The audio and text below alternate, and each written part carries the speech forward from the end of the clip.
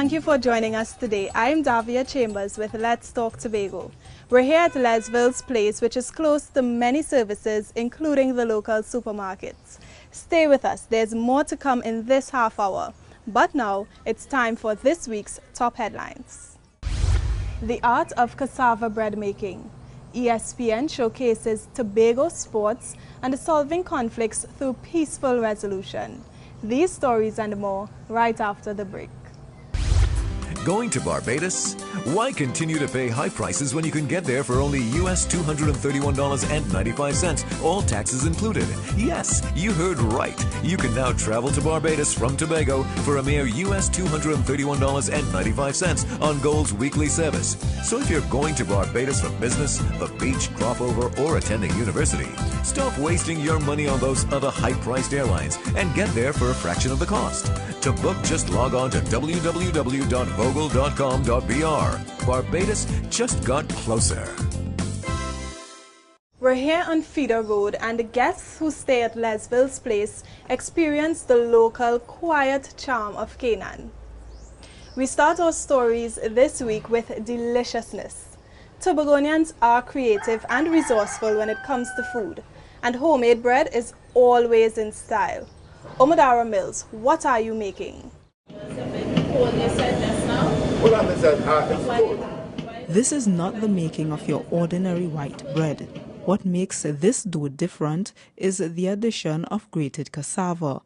This cassava bread recipe was one that a handful of Tobagonians learned about during a one-day course at the Tobago Hospitality and Tourism Institute, THTI.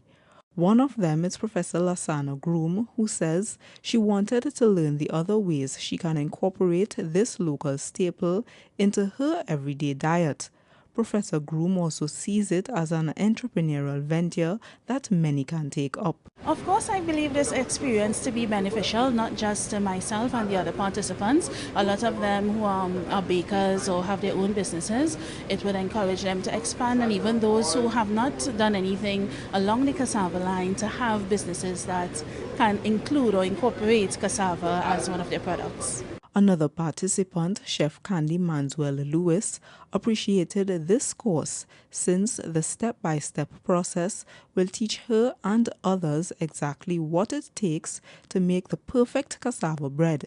She says this lesson also inspires her to incorporate cassava into other recipes. Yes, I love cassava. I'll make a cassava pone, cassava bread. Cassava porridge is really, really nice, so you could try some cassava porridge as well. But outside of satisfying the palate, there are economic and health values to all of this. The facilitator Rex Collymore says no more than ever, Tobagonians should make use of more local foods such as cassava. The University of the West Indies, they have proven, not only the university but internationally, that Caribbean staples like yams, the dashin, the cassavas, they are essential to the well-being of people's health, unlike the white potato. If we would now begin to utilize our Caribbean staples, one, we are looking at food security, in that we will not be importing as much as white potato.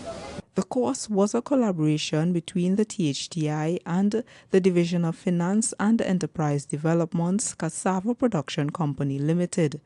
The Division of Agriculture, Marine Affairs, Marketing and the Environment is also involved in the initiative via increasing the supply from local farmers. The overall aim is to make cassava a more viable food option for Tobagonians to use and develop in different ways for export. I'm Omadara Mills for Let's Talk Tobago. The flower gardens at this Canaan property allow guests a nature escape during their time in Tobago. Now let's talk about food. Good food, bad food, where does our food come from? Who produces what we consume? Is there equal access to healthy choices? Do we have food deserts? And whose responsibility is it to police our food? Well, listen to this next story. Food, it's a basic necessity. And in Tobago, the Division of Agriculture, Marine Affairs, Marketing and the Environment understands this and has been attempting to ensure Tobago's food security. That is, ensuring that there's enough food for all. So they distributed $400,000 to organizations who can assist in reducing the island's import bill. The Tobago Agricultural Society is one of those organizations that benefited because of their mandate. We also want to provide some financial support to the farmers. So we're going to put aside some of those money for direct support to the farmers in terms of financial help. They need equipment, they need labor. One of the problems we have in Tobago is the lack of labor. They may need some labor, they need some equipment and, other things, input to the farm, general input to the farm. But that's not all. Mr. Neptune says it's imperative that more young people realize that agriculture is a viable industry to be a part of. So they'll be putting aside funds to recognize young successful farmers with the hope that they attract more young people. We want to give, each quarter, we want to provide a quarterly award to a young farmer. We haven't decided any amount yet, but we want to provide an incentive to youth so they can get them involved in agriculture. The society received $340,000. I'm Caroline Wallace for Let's Talk Tobago. This large compound was specially designed by mechanical engineer Orville Moore. Mr. Moore is also the owner of Lesville's Place. Now, investing in our people is an investment in our future, and that's not just talk. We're going to tell you about some good that's going on in and around Tobago. Molding youths into better people, that's at the center of St. Clair's Coaching School's activities. And one of their recent events saw about 30 youngsters going on a football trip to the United States last month. Well, you're hoping that holistically it would open the kids' eyes to see opportunities that are out there, different way of life, how people live, how we live, compare and do a comparison and see, so they could at least aim to something different than what they're accustomed to here. As a result of their mission, the group was able to receive a partial reimbursement check from the Office of the Chief Secretary, one which is appreciated since the money will help the organization continue to develop the abilities of the island's young people in the area of sport. There are so many youths that actually pass through the coaching school, gone abroad, some returned here, some have made a life outside. And it was actually a stepping stone to a lot of their development, to our development, I should say, because I'm fortunate, benefited from that. Another organization that received a check is the Mariah Miracle Center. These funds will assist the church in purchasing a transformer, which is now needed because of the expansion of the building. That expansion is not merely aesthetic, but will allow the church to carry out a number of programs aimed at improving the lives of residents in the area. Having a holistic approach to life. So very soon we hope to implement classes that will assist those who are less fortunate, somewhat those who are behind, so that they'll be able to be on par with the others in the community. 8 other organizations received reimbursements for their events, which ranged from hosting an annual shoreline fishing tournament, refurbishing a destroyed home, and a graduation ceremony. The money that's distributed is seen by the THA as an investment in the development of Tobagonians, since these organizations' activities help to make this island a better place. I'm Omadara Mills for Let's Talk Tobago. A win is when your dispute can be resolved quickly and peacefully. We've got more news when Let's Talk Tobago returns after these messages. The Tobago House of Assembly has a plan, the Comprehensive Economic Development Plan, CEDP, and it is for all of us. Are you ready to benefit from higher levels of development in Tobago and a higher standard of living? We ready! The priority areas are branding Tobago, clean, green, safe and serene. Business development and entrepreneurship. Are you ready? Human capital development. I'm ready. Social development and resilience. I'm ready. Improved infrastructure and utilities. Enhanced safety and security. I'm ready. Environmental sustainability. Tourism. Are you ready? Marine resources and forestry. Are you ready? Good governance and institutional reform. The CEDP is ready. Join us and get on board. Let's travel the island, straight back to my land, even to Thailand. Welcome back. I'm Davia Chambers. Our location today, Lesville's Place, is substantial in size. It's perfect for family reunions. The 14 rooms, including studio, 1 and 2 bedroom apartments, accommodate a maximum of 40 persons. Now, lawsuits are costly and courts are often backlogged, but justice must still prevail in civil disputes. Let's consider a suitable alternative that many are opting for instead. It's mediation. The most common way of dealing with conflict is to avoid it. Some people walk away, others get really upset, wind themselves up and attack, and others just get sick or go on stress leave. But there's another way to solve conflict: mediation, a technique that uses a neutral third party who listens to the perspectives of both sides and helps them to come up with solutions that they can agree upon. It gives you an opportunity to voice your concerns, to give like a background. When you go to court, the magistrate would simply ask you, what are the facts? You have any evidence to prove that? What are the evidence stated? They will cross-examine. No. Mediation is not like that. You get to talk about feelings and the history of your problems, and it gives you a chance to reconcile relationships.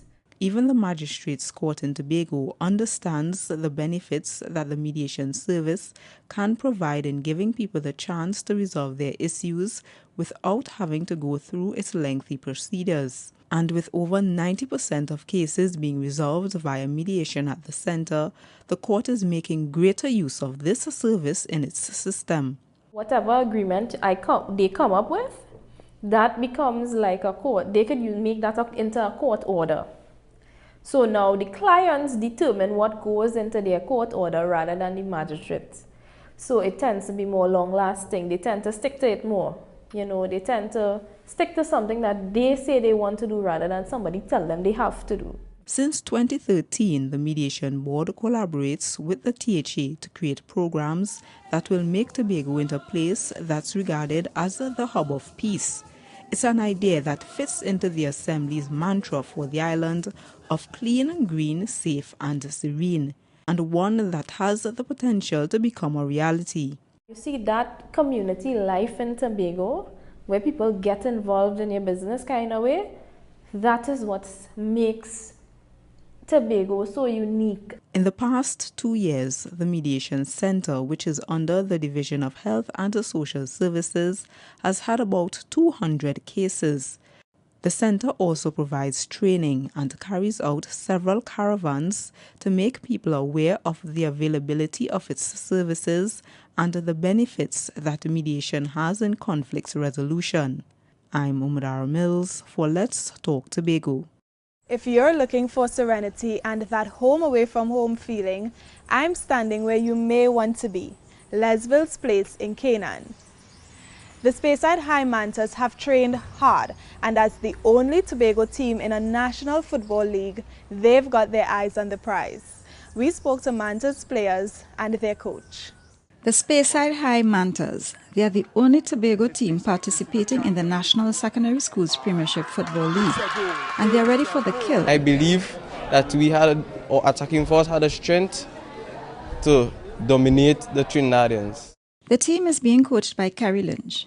He says they have been preparing since the July-August holidays, and it's critical for them to be at their best since they opted out of the contest last year but decided to enter this time around. Although the coach feels the team has what it takes to be successful, he says participating alone is a win-win situation for them since they're going up against the best in the country. We played 2 games. We drawn the first one and we lost, unfortunately, the second one. But I want to say that so far we are successful because we are realizing that the teams in Trinidad, they are not very far from us. Actually, the 2 games we played, we actually dominated them. We just have to work a bit on the sharpness. The team is currently preparing for the upcoming games in Trinidad, and they believe they can be victorious. Next teams that coming up, hopefully we could beat them. The National Secondary Schools Premiership Football League ends on October 28th. I'm Caroline Wallace for Let's Talk Tobago. This property offers a true Caribbean vacation. They cater to their guests such as arranging tours to the coral reef and the tropical rainforests. Clean, green, serene and sports. We've reported how serious Tobago is about its sports games and tourism. And to prove it, the worldwide leader in sports, ESPN, will not only broadcast one of Tobago's classic races, but will showcase Tobago's culture.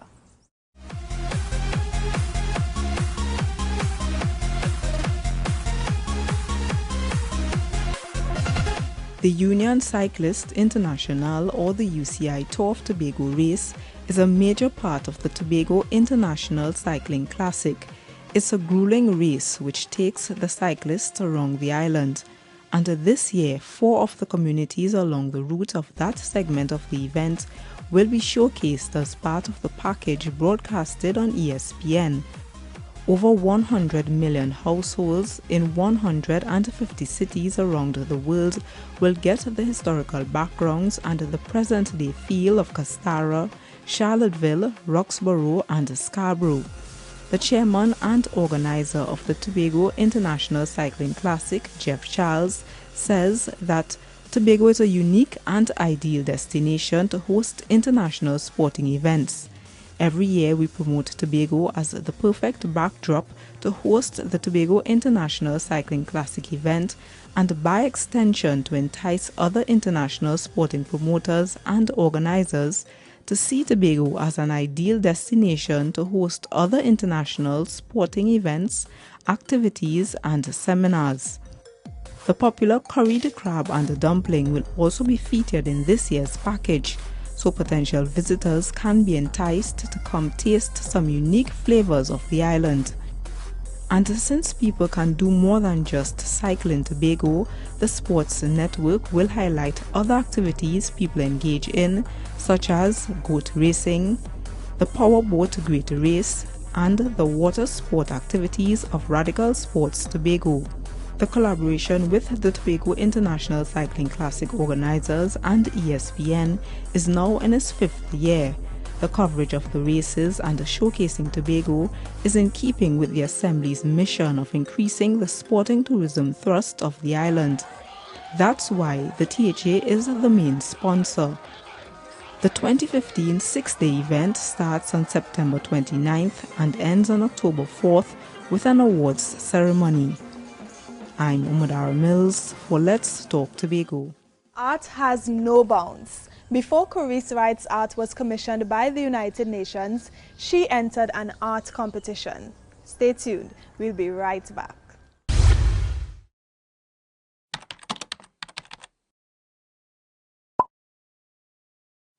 Hey, why don't you step into the Scarborough Library facility? It has all the knowledge of our land, people and heritage that you just won't find online. The Scarborough Library facility is now open. Tobago Library Services. Information inspires innovation. I'm Davia Chambers and you're watching Let's Talk Tobago. If you're just tuning in, our location this week is Lesville's Place, situated in Canaan. So who will win this year's coveted first prize? We don't know yet. The art contest just began and there's still time to participate. Hey, all young artists, submit your work and you could be recognized among other fine artists. Need more incentive? Watch this. Pieces from Tobago's talented student artists. They've been given prominence here at the Lowlands Mall because their work made it to the pages of the Chief Secretary's calendar. But the effects of this competition isn't limited to this island.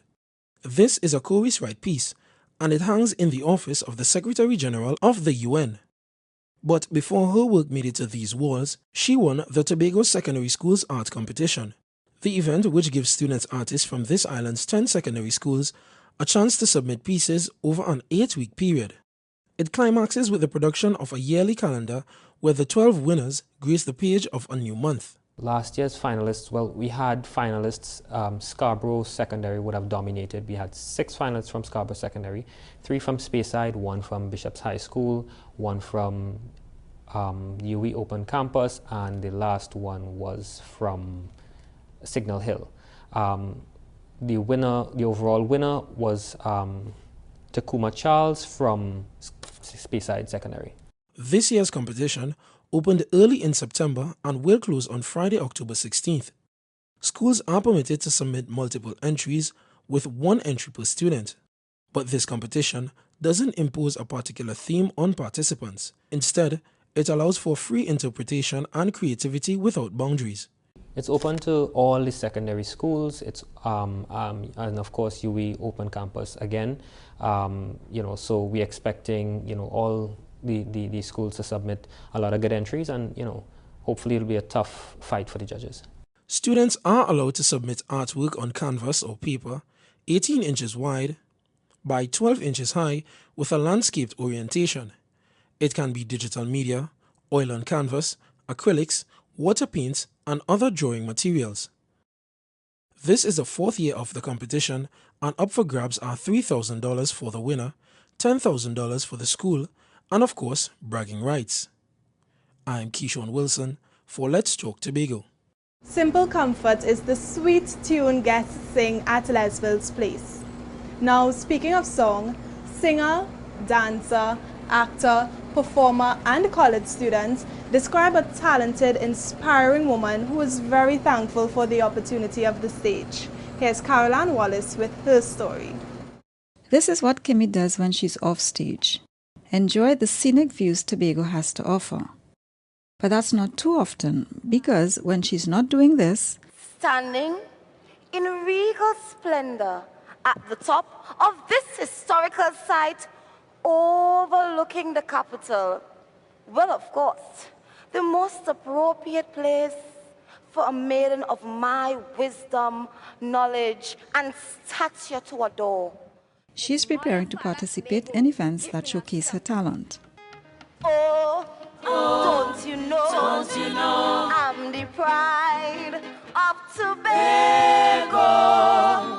I'm so beautiful, that's why the people love me so.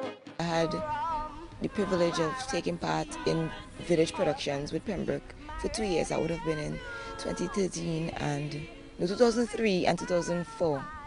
So that's the most you could say in terms of participating in heritage that I had from that age. I grew up in a family that always into this kind of stuff. So the people around me basically like the arts and like performing and whatnot. So it basically started in church, where we had like church concerts, and my godmother would write me these monologues, and they had me on the stage doing things. And that's basically what had me started. I have a godfather that into music, so he wrote me a calypso. So at primary school level, Mr. Milton Roberts Henry had enrolled me in this calypso competition. While those skills are innate, Kimmy has been able to groom and develop them because of the opportunity she has been given to participate in the Tobago Heritage Festival as a co-performer since 2010. And in 2015, she landed one of the leading roles. Kimmy credits the numerous chances given years before with building her confidence to take on this role. When I went, I was told that you won't be dancing, you'll be acting this year. And I was like, so no movement? And she was like, no movement. Honestly, I wasn't afraid of the role because I didn't think it was a lead role until I actually got the script, and then they explained to me what it was. And it was a challenge that I was willing to take on. Now she's pursuing studies in dance education at the University of the West Indies. Her talents have also taken her abroad on cultural trips with the Tobago House of Assembly. Kimmy's life is testament to the fact that the Tobago Heritage Festival, hosted by the Division of Community Development and Culture, is fulfilling one of its many mandates, developing the cultural human resource of this island, who in turn preserve and pass on Tobago's cultural traditions. I'm Caroline Wallace for Let's Talk Tobago. This spacious kitchen is self-contained so that you and your family can enjoy homemade meals while on holiday. A national group of professional musicians was formed in 2014, and they've wasted no time giving back and enriching the musical lives of young people.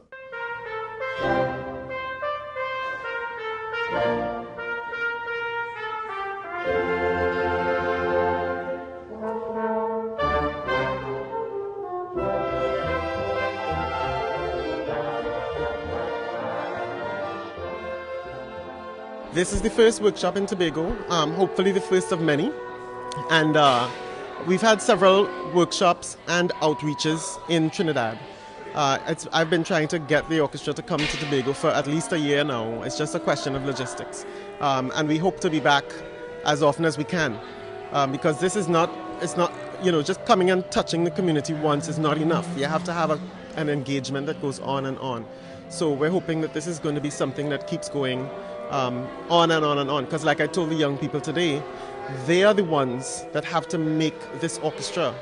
This workshop, held by the National Philharmonic Orchestra of Trinidad and Tobago, engages the students who are eager to learn to play their instrument of choice. They came here to expose us to music, and to me it is very beneficial because I really never thought that there was this type of music in Trinidad and Tobago.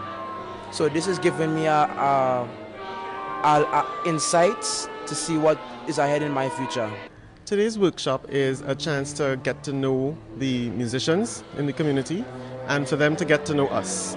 And it really is, it's like we said at the start, it is just a working session. We come, we share some music, the young people share some music with us, we inspire each other, we teach and learn from each other. And it really is important that we're not here to perform at this precise time. We're here to give the students a chance to be inspired, to hear what it sounds like when instruments play beautifully in tune, and to encourage them to find their love for their instrument, balance that with gaining the skills that they need to make beautiful music, not just to play an instrument, but to make beautiful music. And because they took advantage of this opportunity, they are now able to further their interest in the music world. Well, as you can see from the attendance here today, we've had a lot of buy-in from the schools, from the Division of Education. And this, of course, is a partnership with the Division of Culture.